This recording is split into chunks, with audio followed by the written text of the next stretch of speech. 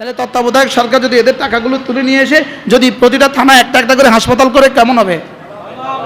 প্রতিটা থানা যদি একটা একটা দাওরা হাদিস মাদ্রাসা করে এবার যে ভালো হবে আসতে কইতেছেন। আচ্ছা কেমন হবে? এদের টাকাগুলো ফেরত এনে যদি প্রতিটা থানার প্রতিটা মসজিদের বেতন কিয়ামত পর্যন্ত পরিশোধ করে দেয় কেমন হবে? কি ভাই? বাহরহাল এই জন্য আমরা খায়রে উম্মত না, এই জন্য আমরা শ্রেষ্ঠ না। আমাদেরকে এই জন্য পাঠানো হয় নাই, আমাদেরকে কিছু কাজ দিয়া পাঠাইছে। কি দিয়া? তা'মুরুনা বিল মারুফ ওয়া তানহাউনা আনিল মুনকার। তোমরা না সৎ কাজের আদেশ দিবা, তোমরা না অসৎ কাজের নিষেধ করবা। আর এই কঠিন কাজটা করার জন্য আল্লাহ তাআলা এতটা সুন্দর করে কুনতুম খায়রা উম্মাহ, কুনতুম খায়রা উম্মাহ উখরিজাত লিন-নাস। তোমরা না শ্রেষ্ঠ, তোমাকে তোমার নিজের জন্য পাঠানো হয় নাই, নিজের জন্য বানানো হয় নাই, তোমাকে আমি বানিয়েছি উম্মতের জন্য। সুবহানাল্লাহ। বানিয়েছি কার জন্য? তুমি অমুকের বাবা, এটা তোমার শেষ পরিচয় নয়। তুমি অমুকের ছেলে, এটা তোমার শেষ পরিচয় নয়। তোমার প্রথম পরিচয় তুমি খায়রু উম্মাহ, তুমি শ্রেষ্ঠ উম্মত। সুবহানাল্লাহ। বলেন তুমি শ্রেষ্ঠ নবীর শ্রেষ্ঠ উম্মত। বলেন আবার বলেন তুমি শ্রেষ্ঠ নবীর শ্রেষ্ঠ উম্মত। তোমাকে বানিয়েছি কেন?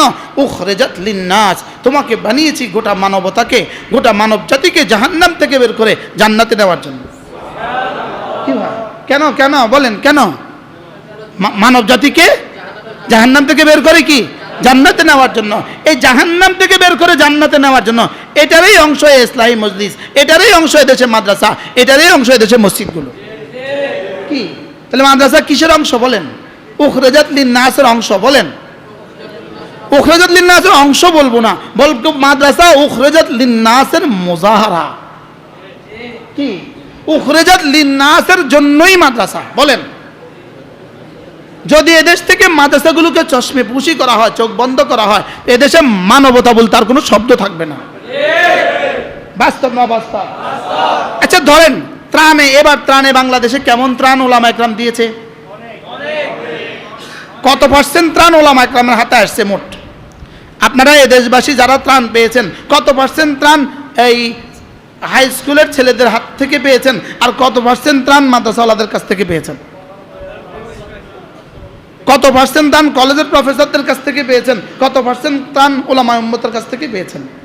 কিন্তু এর পরেও এই শব্দটা গতকাল বাংলাদেশের সর্বোচ্চ কর্তা ব্যক্তি বর্তমান পরিস্থিতিতে তিনি বলেছেন, কিন্তু মাদ্রাসার শব্দ তিনিও বলেন নাই। বুঝেন নাই কথা? বুঝেন নাই কি বলছি? কি বলছি? তিনি বলছেন এদেশের বন্যা দুর্গতদের জন্য এদেশের স্কুল, এদেশের কলেজ, এদেশের ডাক্তার, এদেশের সর্বশ্রেণী যেভাবে দান করেছে, যেভাবে তারা ত্রাণের মোকাবেলা ত্রাণ দিয়েছে, আমরা এর জন্য কৃতজ্ঞ, আমরা গর্বিত। কিন্তু এই শব্দটা তিনি পাশাপাশি বলেন নাই এদেশের মাদ্রাসাগুলো যা করেছে আমরা গর্বিত। আচ্ছা মাদ্রাসাগুলো করলে এই কথা বলতে অসুবিধা কোথায়? বুঝেন নাই কথা মনে হয়? মাদ্রাসাগুলো করছে কি না বলেন না? কি পরিমাণ করছে শায়েখ আহমদুল্লাহ? তিনি লক্ষ্মীপুরেরই সন্তান আলহামদুলিল্লাহ। তিনি কোন জায়গার মানুষ? শায়েখ আহমদুল্লাহ কোন জেলার মানুষ? লক্ষ্মীপুর জেলারই কৃতি সন্তান সে, লক্ষ্মীপুর জেলার কৃতি সন্তান। লেকিন এই কথাগুলো বলতে অসুবিধা কোথায়? মাদ্রাসাওয়ালারাও করেছে, এটা বলতে অসুবিধা কোথায়?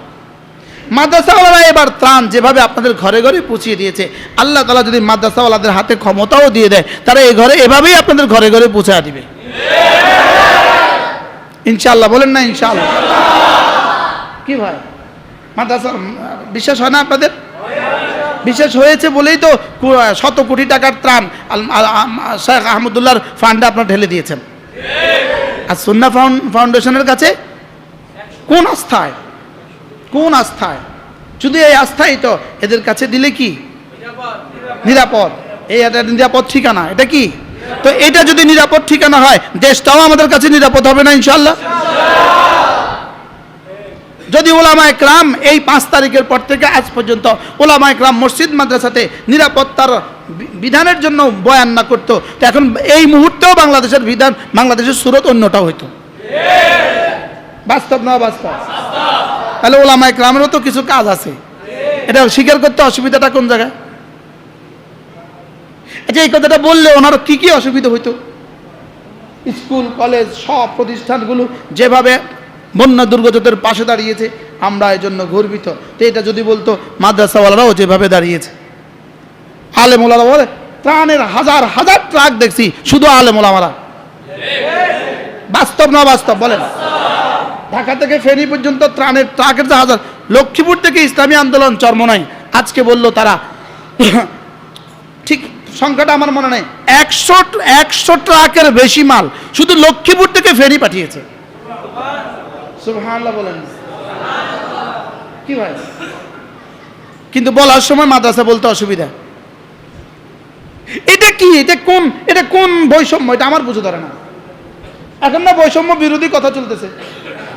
কি চলতেছে বলেন? এখন না বৈষম্য বিরোধী আন্দোলন। বারহাল কথা দূরে চলে যাবে, বলে ফেললাম। আল্লাহ তাআলা যেন আমাদের সবাইকে শুভ বুদ্ধির উদয় করে দেন ইনশাআল্লাহ। যাদের হাতে এবার ত্রাণ নিরাপদ ছিল, এদের হাতে এই দেশটাও নিরাপদ থাকবে। একবার দিয়েই দেখেন না ইনশাআল্লাহ। ভোটের সময় কি বলবেন জানেন? আপনারা ভোটের সময় কি শব্দটা বলবেন? আনতেও পারবে না, দিতেও পারবে না। শব্দ কি বলবে কোন? আচ্ছা, একজনে 100 কোটি টাকা আনলো, 5 কোটি টাকা দিল, তো এটা কি দেওয়া হলো না চুরি ডাকাতি হলো?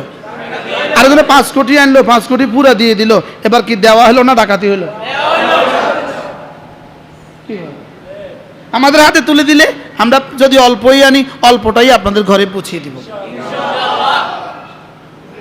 আল্লাহ। কেউ নিয়ে আবার বিরোধিতা শুরু করে, মনে হয় কোনো একটা আশা ভরসা আছে। কি ভাই, আল্লাহ তার এই জমিনকে চামচিকের হাতে আর কত বছর দিয়ে দিবেন? আপনার ঘরে আপনি তেলা পোকার জন্য কয় বছর ছেড়ে দিবেন? আর কথা বলেন, তেলা পোকার লেগে আপনার ঘরটাকে, আপনি এত সুন্দর ঘর করছেন তেলা পোকার লেগে, এত সুন্দর ঘর করছেন চামচিকের লেগা, এত সুন্দর ঘর করছেন আপনি কি বলে উই পোকার লেগা, নাকি শেষে একটা ঝাড়ু লন? এটা ঝাড়ু লন কিনা শেষ পর্যন্ত? তো আল্লাহ তাআলা এই কায়নাত বানিয়েছে বুঝি তেল্লা চোরার লেগে? কি এটা পাক করার রব শুরু করে দিয়েছেন। এটা পাক করা শুরু করে দিয়েছেন, বুঝেন নাই কথা? এটা পাক করা কি করছেন? শুরু করছেন। আর এই চূড়ান্ত পাক হবে ফিলিস্তিন থেকে ইনশাআল্লাহ। বলে না ইনশাআল্লাহ? ওখান থেকে চূড়ান্ত পরিচ্ছন্নতার কাজ শুরু হয়ে গেছে। কারণ পৃথিবীর সবচেয়ে বড় বিস্ফোরণ হলো ইসরায়েল। পৃথিবীর সবচেয়ে বড় বিস্ফোরণ কোনটা বলেন? তো ওটাই তো শেষ। শুধু আখেরি নিঃশ্বাস কাবু কাবু করতেছে। আমাদের নোয়াখালী ভাষা কি বলে? কাঁপাইতেছে। কি শুধু শেষ? হ্যাঁ, এই শেষবারের মতো কি শব্দ বলবো, এটা মানুষ বুঝবে না। কি শব্দ বলবো? এই শেষবারের মতো কি করতেছে? হ্যাঁ, তাইলে বুঝা গেছে ইনশাআল্লাহ আগামী বাংলাদেশ ওলামাদের বাংলাদেশ ইনশাআল্লাহ। ভোটের সময় কি বলবেন? আনতেও পারতো না, খাওয়াইতে পারতো না, শুধু বলবেন হ্যাঁ ভোট দিব, এরা চুরি করবে না। এবার ইনশাআল্লাহ কয় না, কি বলবেন বলেন? কমপক্ষে এরা কি করবে না? কমপক্ষে এরা চুরি করবে না।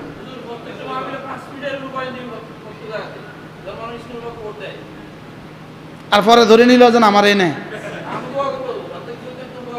আল্লাহ কবুল করুন।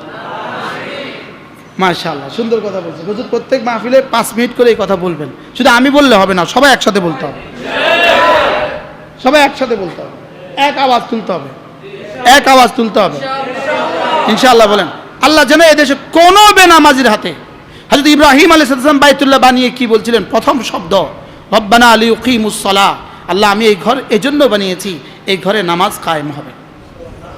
আর হযরত নূহ আলাইহিস সালাম কি বলছিলেন? আল্লাহ সব শেষ করে দেন, একটাও ছাড়বেন না। যদি এরা বাইচা যায়, আবার এদের ঘরে লাম ইয়ালিদু ইল্লা ফাজরান কাফারা। যদি বাইচা যায়, আবার এদের ঘর থেকে আবার আওয়ামী লীগ হবে। ঠিক কর না? আবার চোর হবে, আবার ডাকাত হবে, চোর হবে আর ডাকাত আবার হবে। পারলে একটাও ছাড়বেন না, একটা ঘরও ছাড়বেন না।